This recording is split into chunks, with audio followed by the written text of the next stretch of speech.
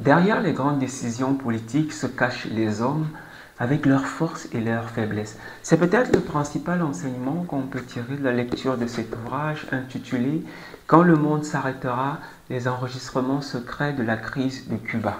Écrit par Sheldon Stern, cet ouvrage offre une perspective nuancée et humaine de la crise des missiles de Cuba, ce moment crucial de la guerre froide où le monde a failli basculer dans le chaos nucléaire.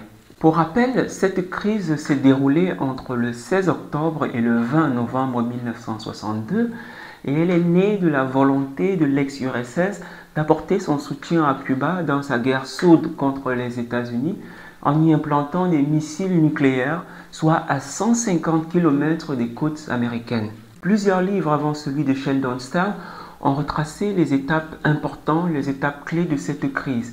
Mais jamais auparavant un ouvrage n'avait utilisé des matériaux comme les enregistrements qui retracent les discussions, les échanges qu'ont eu les officiels américains au sein de la Maison Blanche lors de ce moment important. Ce livre offre donc une synthèse ordonnée et accessible de l'essentiel de discussions confidentielles qui permettent de revivre ce moment de la guerre froide qui fut le plus intense, le plus grave et le plus dangereux.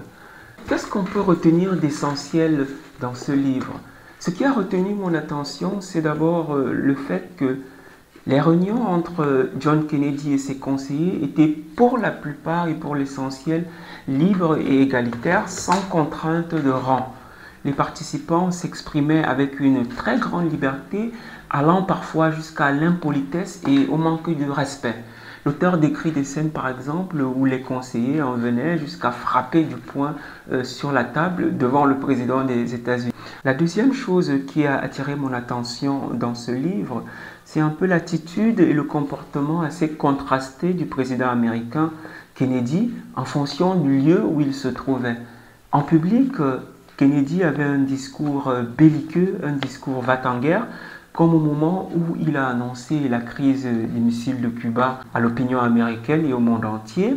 Et en privé, par contre, il avait une attitude modérée, il avait une très grande retenue face à des conseillers qui, eux, étaient va-t-en-guerre. Le troisième point important de l'ouvrage, c'est l'exposition des dialectiques des volontés.